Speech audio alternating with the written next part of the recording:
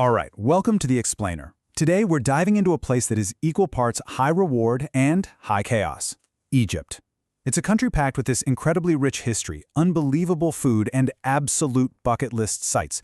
But look, if you don't know the ground rules, it's also a place where you can quickly find yourself overwhelmed and, quite frankly, overcharged. Knowing the insider rules we're about to cover is your ultimate cheat code to navigating this fascinating country, and it's the absolute secret to saving up to 50% on your expenses while you're there. There's this quote from our sources that really hits the nail on the head. What you see in pictures is actually 30% of what's on the ground. That perfectly captures the reality of traveling to or renting in Egypt. The gap between the shiny illusion of an online listing and the reality on the streets is vast. Navigating that gap, that's your true secret to not overpaying and honestly keeping your sanity intact. So here is our game plan to organize all this chaos. 1. Navigating the chaos. 2. Beating the tourist tax. 3. Hacking Egyptian transportation. 4. Renting like a local. And finally, 5. Culture and cuisine cheats. Let's get right into it. First up, Section 1, Navigating the Chaos and Setting the Right Expectations. Before you even book a flight, you've got to pick your lane. Is it the history in Luxor, the bustling culture of Cairo, or are you just chilling by the Red Sea? Trying to cram it all into one trip is a logistical nightmare. Once you've got your priorities straight, getting into the country is actually a breeze. You've got options for visas, but here is the ultimate insider tip. Use the official Visa to Egypt online portal before your trip. Trust me, doing this lets you completely bypass those massive, painfully slow cash lines at the airport when you land. You just walk straight to the front and through passport control. Moving on to Section 2, Beating the Tourist Tax with Money and Street Laws. Your absolute first line of defense against getting ripped off comes down to this one golden rule. Always pay in Egyptian pounds. I know it's super tempting to just hand over US dollars or euros, and yeah, merchants will happily take them. But doing so basically invites them to slap on a hidden tourist tax and give you a terrible exchange rate. Grab a multi-currency app like Wise or just hit up local ATMs with Forex capabilities so you can easily pay in the local currency. That simple switch is a massive step toward that 50% savings goal. Now, to shift your mindset from a vulnerable tourist to a prepared insider, you need to memorize a few hard and fast cultural rules. Number 1, tipping. It is culturally expected for good service, sure, but if someone demands a tip for something completely ridiculous, like letting you feed a horse on a tour, you can absolutely say no. 2. If sellers at the markets get a bit aggressive, don't make eye contact. Just keep walking with confident purpose. 3, and this is huge, leave the drone at home. Period. It will be confiscated at customs, no questions asked. And finally, never take photos of people without asking. It's actually illegal there. All right, Section 3. Hacking Egyptian transportation to avoid those crazy 400% markups. Okay, driving in Egypt, it is an absolute stomach-dropping thrill ride. The roads are complete chaos, and the second you leave that airport, you've got a target on your back for insane markups. This is the kind of price disparity you'll face on standard apps if you don't know the local norms. For example, a driver on an app like Careem might literally message you demanding 200 Egyptian pounds for a trip that should realistically only cost 50. That is a 400% markup right out of the gate.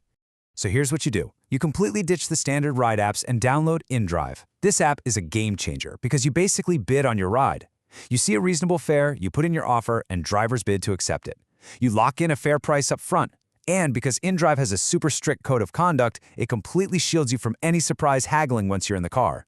You'll often find yourself taking predictable, safe trips for around 2 to 4 euros, drastically slashing your travel budget. Let's jump into Section 4, Renting like a local by decoding the real estate market. If you're staying long-term, renting an apartment means you literally have to learn a new real estate vocabulary. First word to know is Lux. If an agent says it's Lux, you need to know that means the absolute baseline. It is the lowest quality standard that a Western expat is probably going to tolerate. Using this specific word right away filters out a ton of options that you wouldn't even want to step foot in. Then you step up to Super Lux. Now this right here is the sweet spot. Super Lux is roughly on par with your average American or European rental. You get familiar comforts and a decent standard of finish without paying those ridiculous mansion prices.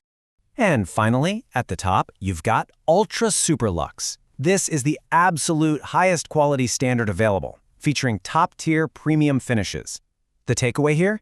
Being crystal clear with your agent about whether you want Lux, Super Lux, or Ultra Super Lux will instantly shrink your search from hundreds of random apartments down to maybe 20 or 30 highly relevant ones. It saves so much time.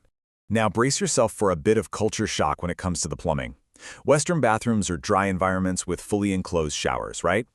Well, Egyptian bathrooms are often wet rooms where the water simply goes everywhere.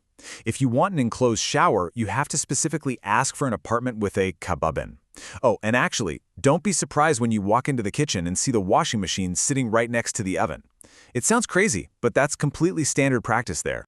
When it's actually time to hunt for that apartment, you need a solid psychological strategy. Step 1. Always underquote your budget. If you've got $30,000 to spend, tell the agent $20,000 to $25,000 because they will absolutely try to upsell you. Step 2, request 4 to 5 viewings at a time so the agent can efficiently arrange keys with the owners. Step 3, remember that 30% quote from the beginning? You have to view everything in person. Those photos are probably 5 years old. And step 4, which is absolutely critical, test every single appliance before you sign anything. Turn on the AC, check the fridge, the TV. Because in Egypt, once you sign on the dotted line, a broken air conditioner is legally your financial problem. And finally, Section 5. Culture and cuisine cheats, eating and speaking like a local. Honestly, this is truly the most rewarding part of the journey. Enjoying the incredible local culture without draining your bank account is how you effortlessly hit those secrets for saving 50%. Take a look at this number, 35 euros. That is exactly how much it costs to feed 3 people. We're talking drinks, main courses, dessert, the whole shebang at a high-end restaurant overlooking the Nile in Cairo. It's phenomenal and wildly affordable. And if you grab the legendary local street food like kashri, which is this amazing mix of lentils, pasta, and beans, you are literally spending pennies per meal. But here is your ultimate ace in the hole. Learn just a few basic Egyptian Arabic phrases. Tossing out a shukran for thank you or a salam as a greeting instantly separates you from the average tourist. It shows effort. It earns immediate respect from the locals, and quite frankly, it unlocks much better prices and service. It's basically your strongest shield against the tourist tax. Egypt truly offers an unforgettable adventure filled with rich history, chaotic energy, and breathtaking sights. But succeeding here and protecting your wallet means shedding your illusions and knowing exactly how to negotiate everything from your taxi to your apartment. So are you ready to leave your expectations at the door and tackle Egypt like a true insider? Thanks for joining me on this explainer, and I'll catch you on the next one.